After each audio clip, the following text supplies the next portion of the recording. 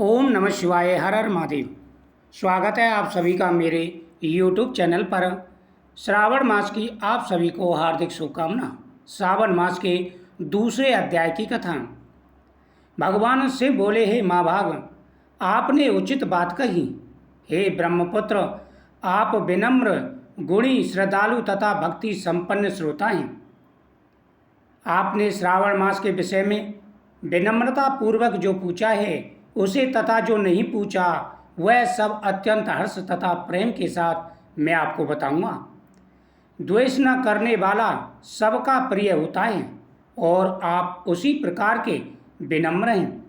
क्योंकि मैंने आपके अभिमानी पिता ब्रह्मा का 5वां मस्तक काट दिया था, तो भी आप उस द्वेष भाव का त्याग कर मेरी शरण में प्राप्त हुए हैं। हे तात, मैं आपको सब कुछ बताऊंगा, आप एकाग्रचित होकर के सुनिए। हे योगिन, मनुष्य को चाहिए कि श्रावण मास में नियम पूर्वक नक्त व्रत करें और पूरे महीने भर प्रतिदिन रुद्र अभिषेक करें। अपनी प्रत्येक प्रिय वस्तु का इस मास में त्याग कर देना चाहिए। आपकी जो भी प्रिय वस्तुएं हैं उन सभी का इस महीने में त्याग कर देना चाहिए। महीने भर भरण पोषण व्रत अथवा उपवास करना चाहिए तथा मेरे लिए अत्यधिक प्रीतिकर पंचामृत का अभिषेक करना चाहिए।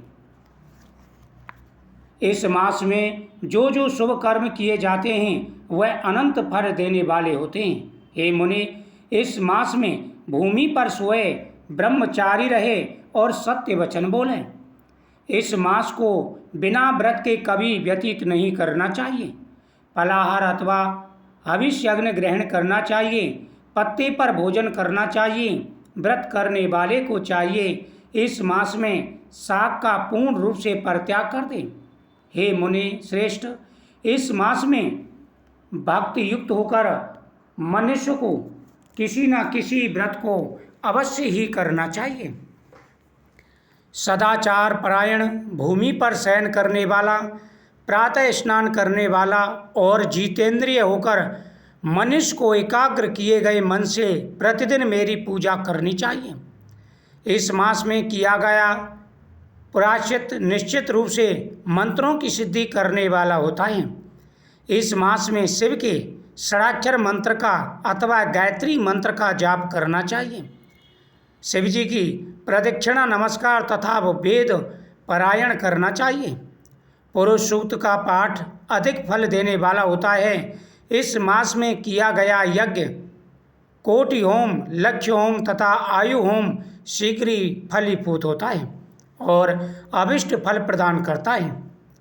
जो मनुष्य इस मास में एक भी दिन व्रतहीन व्यतीत करता है वह महाप्रलय पर्यंत घोर नरक में वास करता है।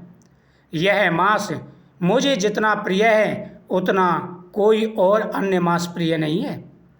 यह मास सकाम व्यक्ति को अभिष्ट फल देने वाला तथा निष्काम व्यक्ति को मोक्ष प्रदान करने वाला है। हे सत्तम, इस मास के जो व्रत तथा धर्म हैं उन्हें मुझसे सुनिए। रविवार को सूर्य व्रत तथा सोमवार को मेरी पूजा व नक्त भोजन करना चाहिए। श्रावण मास के पहले सोमवार से आरंभ करके 3.5 महीने तक रोटक नामक व्रत किया जाता है। यह व्रत सभी वांछित फल प्रदान करने वाला है। मंगलवार को मंगला गौरी का व्रत करें। बुधवार को व बृहस्पतिवार के दिन इन दोनों वारों का व्रत, शुक्रवार को जीवंत का व्रत और शनिवार को हनुमान तथा नरसिंह का व्रत करना चाहिए। हे मुनि, अब तिथियों में किए जाने वाले व्रतों का श्रवण करें। श्रावण मास के शुक्ल पक्ष की द्वितीया तिथि को औदुंबर नामक व्रत होता है। श्रावण के शुक्ल पक्ष की तृतीया तिथि को गौरी व्रत होता है। इसी प्रकार शुक्ल की चतुर्थी तिथि को दुर्वा गणपति नामक व्रत किया जाता है। हे मुनि, उसी चतुर्थी का दूसरा नाम विनायक चतुर्थी भी है। शुक्ल पक्ष में पंचमी तिथि नागों के पूजन के लिए प्रशस्त होती है। हे मुनि श्रेष्ठ, इस पंचमी को रौरव कल्पातिक नाम से जानना चाहिए। षष्ठी तिथि को सुपोदन व्रत और सप्तमी तिथि को शीतला व्रत होता है।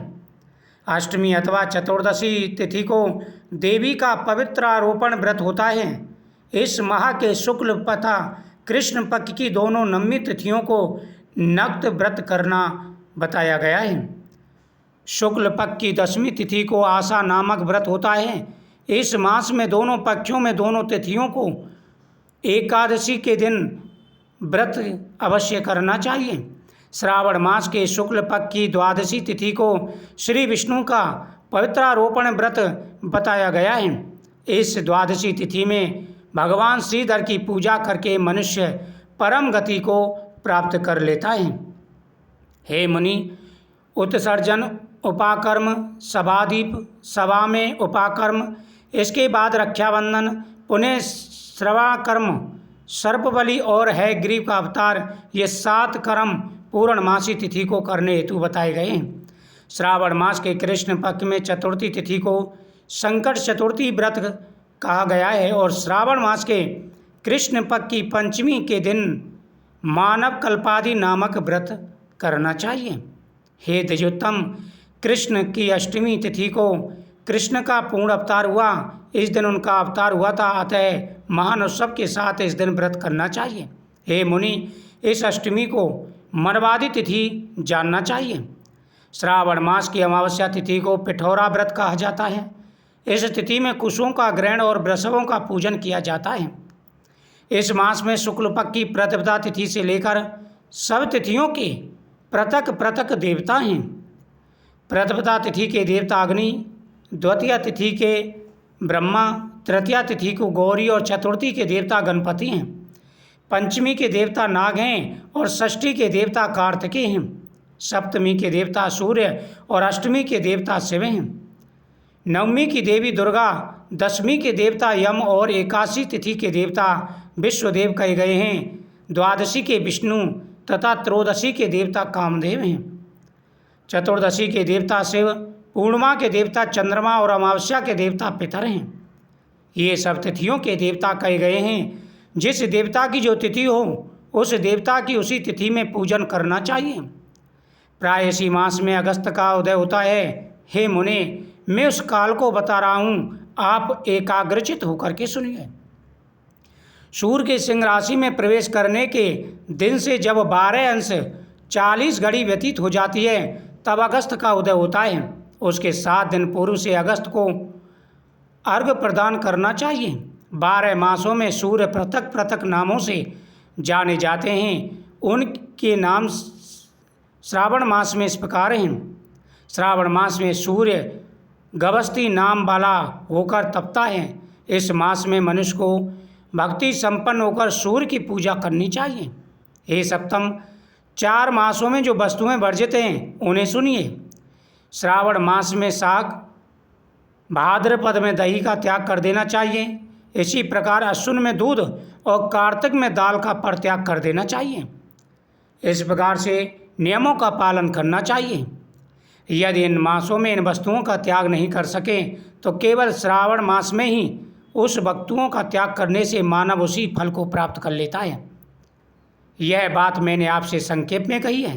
हे मुनिश्रेष्ठ, इस मास के व्रतों और धर्मों के विस्तार को सैकड़ों वर्षों में भी नहीं कहा जा सकता। मेरी अथवा विष्णु की प्रसन्नता के लिए संपूर्ण रूप से व्रत करना चाहिए। परमार्थ की दृष्टि से अवश्य यह व्रत फलदायी होते हैं। इस प्रकार ईश्वर सनत कुमार संवाद के अंतर्गत श्रावण व्रतों कथन नामक दूसरा अध्याय संपूर्ण हुआ। ओम नमः शिवाय। हर हर महादेव।